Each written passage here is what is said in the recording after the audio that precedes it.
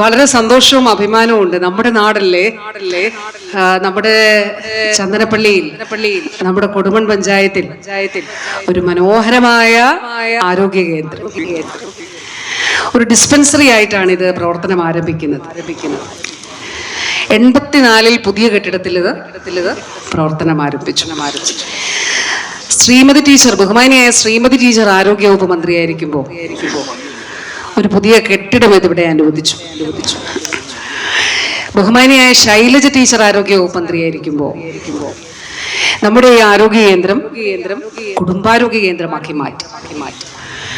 കുടുംബാരോഗ്യ കേന്ദ്രമാക്കി മാറ്റുമ്പോൾ സർക്കാരിന്റെ ഒരു നയം അതിലുണ്ട്. നയം എല്ലാ ആരോഗ്യ കേന്ദ്രങ്ങളും ആശുപത്രികളും മെഡിക്കൽ കോളേജുകൾ വരെ അടിസ്ഥാന സൗകര്യം ഒരുക്കണം എന്നുള്ളത്. നമ്മളിപ്പോ നടന്ന് ചന്ദനപ്പള്ളിയിൽ നിന്നോ അങ്ങാടിക്കൽ നിന്നോ അല്ല പോട്ടെ ഒറ്റത്തേക്കിന്നോ കൊടുമണ്ണെന്നോ ഒക്കെ ഇവിടെ വരുമ്പോ ഇവിടെ ഇരിക്കാൻ നല്ല സൗകര്യം ഉണ്ടാവുക, അതുപോലെ നല്ല മറ്റ് ഫെസിലിറ്റീസ് ഉണ്ടാവുക, രോഗീ സൗഹൃദവും ജനസൗഹൃദവും ആവും.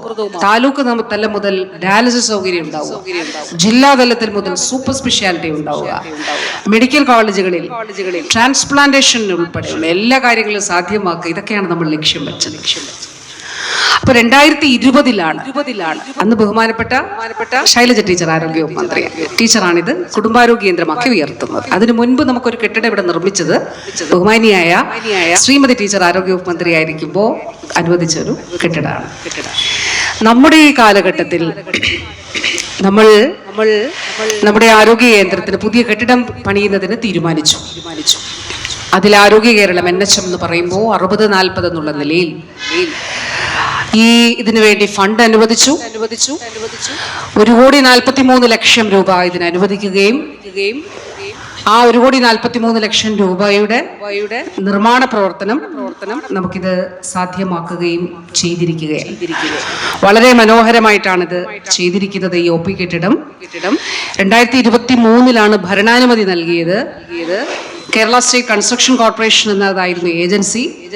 4200 ചതുരശ്ര അടി വിസ്തീർണത്തിൽ നിർമ്മിക്കുന്ന പുതിയ കെട്ടിടത്തിൽ ഈ കെട്ടിടത്തിൽ വെയിറ്റിംഗ് ഏരിയയും രജിസ്ട്രേഷനും പ്രീചെക്കും OP റൂമും ലാബും ഫാർമസിയും ഡ്രസ്സിംഗ് റൂമും ഇഞ്ചക്ഷൻ റൂമും ഒബ്സർവേഷൻ റൂമും ഒക്കെ ഉൾപ്പെടുത്തിയിട്ടുണ്ട്. അതുകൂടാതെ എല്ലാ സേവനങ്ങളും ഇവിടെ ലഭ്യമാണ്. ഗർഭിണികൾക്കുള്ള ക്ലിനിക്കുണ്ട്, പ്രമേഹം രക്തസമ്മർദ്ദം പോലുള്ള ജീവിതശൈലി രോഗങ്ങൾക്കുള്ള ക്ലിനിക്കുണ്ട്. അതാണ് NCD ക്ലിനിക്. ഈ ഘട്ടത്തിൽ ഒരു കാര്യം കൂടി ചെയ്തിട്ടുണ്ട് കേട്ടോ. ക്യാൻസർ രോഗനിർണയത്തിന്റെ പ്രീ സ്ക്രീനിങ് വരെ ഇവിടെ നമ്മൾ നടത്തുന്നുണ്ട്. പ്രതിരോധ കുത്തിവയ്പ്പുകളുണ്ട്, ഇമ്മ്യൂണൈസേഷൻ, വയോജന ക്ലിനിക്കുകൾ, പാലിയേറ്റീവ് കെയർ, ലാബ് സൗകര്യം, കൗമാര ആരോഗ്യ ക്ലിനിക്ക്, രോഗപ്രതിരോധം പ്രവർത്തനം, ഇതൊക്കെ ഇതിന്റെ ഭാഗമായിട്ട് ഉണ്ട്. ഇനി ഇതുകൂടാതെ നമ്മളിങ്ങനെ ഒറ്റത്തേക്ക് ഇവിടെ വരുമ്പോ നമുക്ക് കുറച്ച് പ്രയാസം നേരിടും. അല്ല ദൂരെ എന്ന് പറയുമ്പോൾ പഞ്ചായത്തിനുള്ളിൽ നിന്ന് തന്നെ. അപ്പൊ നമ്മൾ എന്ത് ചെയ്തു? 2024-25 സാമ്പത്തിക വർഷം കൊടുമൺ, ഐക്കാട്, അങ്ങാടിക്കൽ, ചാലപ്പറമ്പ് ഇവിടെ പുതിയ കെട്ടിടങ്ങൾ ജനകീയ ആരോഗ്യ കേന്ദ്രങ്ങൾക്ക് നിർമ്മിക്കുന്നതിന് വേണ്ടിയിട്ട് പണം അനുവദിച്ചിട്ടുണ്ട്. അപ്പൊ അതും സാധ്യമാക്കും. 2022 ഞാൻ കെട്ടിടത്തിന്റെ കാര്യം പറഞ്ഞു. ഇവിടെ ലാബ് സൗകര്യം ഉണ്ടായിരുന്നില്ല. നമുക്കിവിടെ വന്നാൽ പരിശോധിക്കാൻ രക്തമോ ഒന്നും പരിശോധിക്കാൻ കഴിയുമായിരുന്നില്ല. 2022 ഇവിടെ ലാബ് പരിശോധനാ സംവിധാനം നമ്മൾ ആരംഭിച്ചത്. 2022 ഈ സർക്കാരിന്റെ കാലഘട്ടത്തിൽ. അപ്പോ അതുകൂടാതെ ഇവിടേക്കുള്ള തസ്തികകൾ കൂടി ഞാനൊന്ന് പറയട്ടെ. ഇവിടെ പഞ്ചായത്ത് പ്രസിഡന്റ് സൂചിപ്പിച്ചു. പക്ഷേ ആർദ്രം സ്റ്റാൻഡർഡൈസേഷൻ പ്രകാരം ഒരു ആരോഗ്യ കേന്ദ്രത്തിൽ സംസ്ഥാന ആരോഗ്യ വകുപ്പ് നൽകുന്നത് 3 ഡോക്ടേഴ്സിനെയാണ്. ആ 3 ഡോക്ടേഴ്സും ഇവിടെ പോസ്റ്റഡ് ആണ്. 3 തസ്തികകൾ ഇവിടെ സൃഷ്ടിക്കുകയും 3 ഡോക്ടേഴ്സും ഇവിടെ പോസ്റ്റഡ് ആയിട്ട് ഉണ്ട്. സംസ്ഥാനത്തെ എല്ലാ ആരോഗ്യ കേന്ദ്രങ്ങളിലും അങ്ങനെയാണ്. ഇനി പഞ്ചായത്താണ് ഒരു ഡോക്ടറെ പോസ്റ്റ് ചെയ്യേണ്ടതായിട്ടുള്ളത്. അതിന് ഓർഡർ ഉണ്ട്. LSDയുടെ തന്നെ ഓർഡർ ഉണ്ട്. പഞ്ചായത്തിന് ഒരു ഡോക്ടറെ പോസ്റ്റ് ചെയ്യാം അത് ചെയ്യണം. അങ്ങനെ ആകുമ്പോൾ 4ാമത്തെ ഡോക്ടർ കൂടിയാവും. നമ്മൾ ആരോഗ്യവകുപ്പ് കൊടുക്കുന്നത് 3 ഡോക്ടേഴ്സിനെയാണ്. ബൈ ഗവൺമെന്റ് ഓർഡർ ആണ് ഞാൻ പറഞ്ഞത്. ചെക്ക് ചെയ്യാം. 3 ഡോക്ടേഴ്സാണ് ആർദ്രം സ്റ്റാൻഡർഡൈസേഷൻ പ്രകാരം ഉള്ളത്. ആ 3 ഡോക്ടേഴ്സ് ഇവിടെ ഉണ്ട്. അപ്പൊ ഇനിയുള്ളത് ശേഷിക്കുന്നത് കൊടുക്കാത്തത് പഞ്ചായത്ത് ഡോക്ടറെ കൂടി കൊടുക്കണം. അതുകൂടാതെ ഞാൻ കഴിഞ്ഞ തവണ നമ്മൾ ഇവിടെ നിർമ്മാണ ഉദ്ഘാടനം നടത്തുമ്പോൾ പറഞ്ഞിരുന്നു, ഇവിടെ ഫാർമസിസ്റ്റുകൾ വേണം എന്നുള്ളതായിരുന്നു നമ്മുടെ ഒരു ആവശ്യം. കാരണം ഉച്ചവരെ കഴിഞ്ഞിട്ട് ഇവിടെ ആളില്ല എന്നുള്ളത്.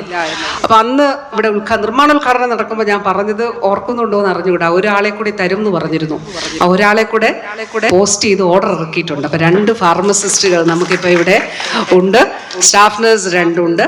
ബാക്കി അങ്ങനെയുള്ള എല്ലാ ഡിപ്പാർട്ട്മെന്റ് പോസ്റ്റും ഉണ്ട്. അപ്പോ തീർച്ചയായിട്ടും ഇത് ഇപ്പൊ നമ്മൾ ഇങ്ങോട്ട് വന്ന അതിമനോഹരമായിട്ടുള്ള റിസപ്ഷൻ ഏരിയ. ഈ കാര്യം കൂടി പറയട്ടെ, നമ്മുടെ പ്രായമുള്ള അച്ഛന്മാരും അമ്മമാരും സഹോദരങ്ങളും ഒക്കെ ഉണ്ടല്ലോ, പ്രായമുള്ളവർ മാത്രമല്ല കേട്ടോ, 30 വയസ്സിലുള്ള മുകളിലുള്ള മുഴുവൻ ആളുകൾ ഇടയ്ക്കിടയ്ക്ക് വന്നിവിടെ പരിശോധിക്കുന്നത് നമുക്ക് പ്രമേഹം ഉണ്ടോ, രക്തസമ്മർദ്ദം ഉണ്ടോ, മറ്റസുഖങ്ങളുണ്ടോ, ഇതൊക്കെ നോക്കുന്നതിന് വേണ്ടിയിട്ടാണ്. അപ്പൊ ഇവിടെ വന്ന് പരിശോധിക്കുമ്പോൾ ഒരു 65 മുതൽ 80 വരെ പരിശോധനകൾ ഇവിടെ നടത്താം. എന്ന് വെച്ചാൽ ഒരാൾക്ക് നടത്താം എന്നല്ല, അത്ര വിവിധ പരിശോധനകൾ ഇവിടെ നടത്താൻ കഴിയും. ഇനി ഇവിടെ നടത്താൻ കഴിയാത്ത പരിശോധനകൾ ഇവിടെ നിന്ന് സാമ്പിൾ എടുത്ത് ഡിസ്ട്രിക്ട് ലാബിലേക്ക് അയച്ച് അവിടെ പരിശോധിച്ചതിന് ശേഷം തിരിച്ച് നമ്മുടെ ഫോണിൽ സൗകര്യം ഉണ്ടെങ്കിൽ ആ ഫോണിൽ തന്നെ റിസൾട്ട് ലഭിക്കും. നമ്മൾ കഴിഞ്ഞ ഏതാനും മാസങ്ങൾക്ക് മുമ്പ് അതിന്റെ ഉദ്ഘാടനം നടത്തി. നിർണയ ഒരു നെറ്റ്വർക്ക് പോലെ മുഴുവൻ ലാബുകളെയും ബന്ധിപ്പിച്ചിട്ടുണ്ട്. അതുകൊണ്ട് ഓട്ടോ പിടിച്ച് നമ്മൾ പത്തനംതിട്ട അടൂരൊന്നും പോകണ്ട, ഇവിടെ തന്നെ നമുക്ക് പരിശോധിക്കാനായിട്ട് കഴിയും. അതുകൂടി ഉണ്ട്. നമ്മളിപ്പോ വരുന്നത് ബഹുമാനപ്പെട്ട ഡെപ്യൂട്ടി സ്പീക്കർ, ആദരണീയനായ ഡെപ്യൂട്ടി സ്പീക്കർ പറഞ്ഞതുപോലെ അടൂരിൽ നിന്നാണ്. നമ്മൾ ഈ കാലത്ത് കേൾക്കുന്നത്, ഏറ്റവും കൂടുതൽ കേൾക്കുന്നത്, നമ്മുടെ മുന്നിലെ യാഥാർത്ഥ്യമാണ് ഞാൻ പറഞ്ഞത്. നല്ല ഒന്നാന്തരം കെട്ടിടം, 3 ഡോക്ടേഴ്സ്, ഫാർമസിസ്റ്റുകളായി, ലാബ് സൗകര്യം ഇല്ലായിരുന്നു, ലാബായി. ഇനി തൊട്ടടുത്ത് നമ്മൾ കഷായ ആശുപത്രി എന്ന് പറയുന്ന നമ്മുടെ ആശുപത്രിയിൽ പുതിയ കെട്ടിടം നിർമ്മിക്കാൻ പോകുന്നു. ജനകീയ ആരോഗ്യ കേന്ദ്രം എന്ന് സബ് സെന്ററുകളൊക്കെ ഒന്നാന്തരം കെട്ടിടമാക്കി ജനകീയ ആരോഗ്യ കേന്ദ്രങ്ങളാക്കുന്നു. അടൂർ ആശുപത്രിയിൽ ഇപ്പൊ നമ്മൾ അടൂർ കയറി ചെല്ലുമ്പോൾ പഴയ ജനറൽ ആശുപത്രി അല്ല, അടുത്തിടെ അവിടെ ആരെങ്കിലും പോയിട്ടുണ്ടോ എന്ന് എനിക്ക് അറിഞ്ഞുകൂടാ, നമ്മളൊക്കെ പോയിട്ടുണ്ടാകും. അതിമനോഹരമായിട്ടുള്ള കെട്ടിടം, 15 കോടിയുടെ നിർമ്മാണം, കല്ലിട്ട് പോവല്ല, അവിടെ നിർമ്മാണം യാഥാർത്ഥ്യമാക്കി. ഇനി തൊട്ടൊരു 15 കോടി കൂടി അനുവദിച്ചിട്ടുണ്ട്. അമ്മയും കുഞ്ഞും ബ്ലോക്ക് വരുന്നുണ്ട് അടൂര്. അവിടെ നമുക്ക് സ്ഥലമാണ് പ്രശ്നം. അപ്പൊ അത് സ്ഥലം മറ്റു വകുപ്പുകൾ കൂടി നമുക്ക് നൽകണം. പണ്ട് ആശുപത്രിയുടെ സ്ഥലമായിരുന്നു, അപ്പൊ അതിപ്പോ മറ്റു വകുപ്പുകൾ നൽകണം. അതുകൂടി ലഭ്യമാകുമ്പോൾ അതും സാധ്യമാകും. അടൂർ മണ്ഡലത്തിൽ മാത്രം കോടിക്കണക്കിന് രൂപയുടെ നിർമ്മാണ പ്രവർത്തനം. പള്ളിക്കല്, തുമ്പമണ്ണ്, ഞാൻ ഈ പറഞ്ഞതുപോലെ ചന്ദനപ്പള്ളി, ബാക്കി ഏറത്ത്, പന്തളം തെക്കേക്കര, ഇവിടെ എല്ലാ സ്ഥലങ്ങളിലും ഒന്നാന്തര ആരോഗ്യ കേന്ദ്രങ്ങൾ, ആശുപത്രി കെട്ടിടങ്ങൾ. പത്തനംതിട്ട ജില്ലയുടെ മുഴുവൻ സ്ഥിതി നമുക്ക് നോക്കാം. കോഴഞ്ചേരി ജില്ലാ ആശുപത്രി നിർമ്മാണം പൂർത്തിയാക്കി ഉദ്ഘാടനം ചെയ്തു. നമ്മൾ കണ്ടിട്ടുണ്ടാകാം ഫോട്ടോയിലോ അല്ലെങ്കിൽ വീഡിയോയിലോ. ഏതാനും ദിവസങ്ങൾക്ക് മുൻപ് പത്തനംതിട്ട ജനറൽ ആശുപത്രിയിൽ 3 ബ്ലോക്കാണ് വരുന്നത്. 2 പുതുതായിട്ട് നിർമ്മിക്കും. കോന്നി താലൂക്ക് ആശുപത്രിയിൽ നിർമ്മാണം പൂർത്തിയാക്കി. കോന്നി മെഡിക്കൽ കോളേജ് യാഥാർത്ഥ്യമാക്കി. MBBS പഠനം ആരംഭിച്ചു. അവിടെ നഴ്സിംഗ് കോളേജ് തുടങ്ങി. പത്തനംതിട്ടയിൽ ഗവൺമെന്റ് നഴ്സിംഗ് കോളേജ് തുടങ്ങി. തിരുവല്ലയിൽ, റാന്നിയിൽ, ശബരിമലയുടെ തൊട്ടടുത്തുള്ള ആശുപത്രിയാണ് റാന്നി ആശുപത്രി, അവിടെ സ്ഥലം വാങ്ങിച്ച് പുതിയ കെട്ടിടം നിർമ്മിക്കുന്നു. അതുപോലെ എഴുമറ്റൂർ, എല്ലായിടത്തും. 10 വർഷം മുൻപ് നമ്മുടെ പത്തനംതിട്ട ജില്ലയിലെ ഒരു സർക്കാർ ആശുപത്രിയിൽ കാർഡിയോളജി ഉണ്ടായിരുന്നില്ല. പക്ഷെ ഇന്ന് കാർഡിയോളജി ഉണ്ടെന്ന് മാത്രമല്ല, 8000 ആൻജിയോപ്ലാസ്റ്റി ചെയ്തിട്ടുണ്ട് പത്തനംതിട്ടയിൽ. നമ്മുടെ 10 വർഷം മുൻപ് സർക്കാർ ആശുപത്രിയിൽ കരൾ മാറ്റിവെക്കൽ ശസ്ത്രക്രിയ ഉണ്ടായിരുന്നില്ല. 40, 50, 55, 60 ലക്ഷം രൂപ സ്വകാര്യ മേഖലയിൽ. പക്ഷെ അപ്പൊ നമ്മൾ എവിടെ പോകും? ഒരു ദിവസം പറയാണ് ലിവർ മാറ്റിവെക്കണം എന്ന് വെച്ചാൽ മാറ്റിവെച്ചേ പറ്റത്തുള്ളൂ. വൃക്കയാണെങ്കിൽ നമുക്ക് ഡയാലിസിസ് ചെയ്തൊക്കെ കുറച്ചാൾ മുന്നോട്ട് പോകാം. ഇനി ഡയാലിസിസ് ചെയ്യുന്നതിനോ, ഒരു ഡയാലിസിസിന് സ്വകാര്യ മേഖലയിൽ കുറഞ്ഞത് 1500 രൂപയാ ഒരു ഡയാലിസിസ്. ആഴ്ചയിൽ 3 ഡയാലിസിസ് ചെയ്യണമെങ്കിൽ 4500 രൂപ, മാസമാണെങ്കിൽ 18000 രൂപ. എവിടെ നിന്ന് കണ്ടെത്തും? ഇപ്പൊ ഞാൻ ഇങ്ങോട്ട് വരുമ്പോ ഞാൻ അടൂരിൽ നിന്ന് എനിക്കത് അയച്ചു കിട്ടി. ഒരു ചെറുപ്പക്കാരന്, ഒരു RJ ആണെന്ന് തോന്നുന്നു, ഇട്ടേക്കാണ്. ഒരു ആക്സിഡന്റ് ഉണ്ടായി, സ്വകാര്യ ആശുപത്രി പോയപ്പോ പറഞ്ഞു അടിയന്തര ശസ്ത്രക്രിയ നടത്തണം, 2 ലക്ഷം രൂപയാകും എന്ന് പറഞ്ഞു. അപ്പോൾ ഉടനെ അവിടെ നിന്ന് ഇറങ്ങി വേറെ ഡോക്ടറെ അടുത്ത് കൊണ്ട് കാണിച്ചു, പറഞ്ഞു ചെറിയൊരു സ്ക്രാച്ച് മാത്രമേ ഉള്ളൂ, ഒരു ശസ്ത്രക്രിയ നടത്തണ്ടെന്ന് പറഞ്ഞു. ഒരു ചെറുപ്പക്കാരനോട് പറഞ്ഞത്, അദ്ദേഹം തന്നെ ഇട്ടേക്ക്, എന്നിട്ട് പറയാൻ നിങ്ങൾ എൻ്റെ പേരിൽ കേസ് കൊടുത്തോ, ഞാനത് നേരിട്ടുള്ള എന്ന് പറയുകയുണ്ടായി. അപ്പൊ കേരളത്തിന്റെ സർക്കാർ മേഖലയിൽ ഈ രീതിയിൽ മാറ്റങ്ങൾ ഉണ്ടായി. നമ്മുടെ കൺമുന്നിലുള്ള യാഥാർത്ഥ്യങ്ങളാണ് ഞാൻ പറഞ്ഞത്. പക്ഷെ പ്രചരണം എന്താ? ആരോഗ്യ മേഖല തകർന്നു. ആരാ പറയുന്നേ? കേരളത്തിലെ സ്വകാര്യ കുത്തകകളെ സംരക്ഷിക്കാൻ കരൾ മാറ്റിവയ്ക്ക ശസ്ത്രക്രിയക്ക് സ്വകാര്യ ആശുപത്രിയിൽ 60 ലക്ഷം രൂപ കൊടുക്കാൻ കഴിയാത്ത ഈ നാട്ടിലെ സാധാരണക്കാർക്ക് അഭയമായി ആശ്രയമായി സംവിധാനങ്ങൾ ഒരുക്കി നമ്മൾ. പത്തനംതിട്ടയിൽ കാത്തലാബ് ഇല്ലായിരുന്നെങ്കിൽ 8000 ആൻജിയോപ്ലാസ്റ്റി അവിടെ ചെയ്തു. ഒരു ആൻജിയോപ്ലാസ്റ്റിക്ക് സ്വകാര്യ മേഖലയിൽ 5-6 ലക്ഷം രൂപയാ അവിടെയാ സൗജന്യമായിട്ട് ചെയ്യുന്നത്. ഇനി നമ്മൾ BPL ഇൻഷുറൻസ് കാർഡൊന്നും ഇല്ലെന്ന് വിചാരിക്കുക, എന്ത് ചെയ്യും? സർക്കാർ മേഖലയിൽ ആൻജിയോപ്ലാസ്റ്റി ചെയ്താൽ ആ സ്റ്റെന്റിന്റെ വില മാത്രമേ ഈടാക്കുള്ളൂ. 60,000 രൂപ ഒരു സ്റ്റെന്റിന്, പരമാവധി 55,000, 50,000, 60,000. രണ്ടാണെങ്കിൽ 1,20,000, 6 ലക്ഷത്തിന്റെ സ്ഥാനത്താണ്. വാക്കുകൾ ദീർഘിപ്പിക്കുന്നില്ല. പ്രിയപ്പെട്ടവരെ, ഇത് ഫണ്ടിങ്ങോട് കൂടിയിട്ടുള്ള സ്വകാര്യ കുത്തകളുടെ ഫണ്ടിങ്ങോട് കൂടിയിട്ടുള്ള ഒരു വലിയ പ്രചരണമാണ് നടക്കുന്നത്. പക്ഷെ യാഥാർത്ഥ്യം നമ്മുടെ കൺമുന്നിലുള്ളതാണ്. ഇതാണ് യാഥാർത്ഥ്യം. ബഹുമാനപ്പെട്ട ശ്രീ ചിറ്റയം ഗോപകുമാർ അദ്ദേഹം ഇവിടെ പറഞ്ഞു, പണ്ടത്തെ ചന്ദനപ്പള്ളിയുടെ ആരോഗ്യ കേന്ദ്രം നമ്മുടെ എല്ലാം മനസ്സിലുണ്ട് എന്നുള്ളത് പറയുകയുണ്ടായി. നോക്കൂ ഈ മാറ്റം, ഇതാണ് വിസ്മയകരമായിട്ടുള്ള മാറ്റം. സ്വകാര്യ ആശുപത്രികളിൽ, ലാബുകളിൽ നമ്മൾ ചെലവാക്കേണ്ട ആയിരക്കണക്കിന് രൂപ സൗജന്യമായ പരിശോധന ഇവിടെ നടത്തുന്നു. എന്നോട് ചന്ദനപ്പള്ളി തന്നെയുള്ള എത്ര പേർ പ്രൈവറ്റ് ഹോസ്പിറ്റലിൽ പോകുന്നവർ തന്നെ എന്നെ വിളിച്ച് പറഞ്ഞിട്ടുണ്ട്, ഞാൻ അവിടെ ആരോഗ്യ കേന്ദ്രത്തിൽ പോയി കേട്ടോ, നല്ല സർവീസ്, നല്ല സൗകര്യം, അത് ഞാൻ പ്രത്യേകം ഒന്ന് പറയാൻ വേണ്ടിയിട്ട് ഞാൻ വിളിച്ചതാണ് എന്ന് പറഞ്ഞ് എത്രയോ പേർ പറയുന്നുണ്ട്. ഇത് ജനങ്ങളുടെ തിരിച്ചറിയുന്ന യാഥാർത്ഥ്യമാണ് എന്നുള്ളത് ഇവിടെ പ്രത്യേകമായിട്ട് എടുത്തു പറയാനായിട്ട് ആഗ്രഹിക്കട്ടെ. ബഹുമാനപ്പെട്ട നമ്മുടെ MLA ഡെപ്യൂട്ടി സ്പീക്കർ പറഞ്ഞതുപോലെ തൊട്ടടുത്ത് അടൂരിൽ ഇന്റഗ്രേറ്റഡ് ഹോസ്പിറ്റൽ ഉദ്ഘാടനം ചെയ്യാൻ പോവുകയാണ്. 8 കോടി രൂപയുടേത്. നമ്മുടെ ആയുർവേദ ആശുപത്രിയുടെ പുതിയ കെട്ടിട നിർമ്മാണം പൊളിക്കുന്നതിൽ കാലതാമസം നേരിട്ടു. അതൊക്കെ ഇപ്പൊ ടെൻഡർ ചെയ്ത് അതായി.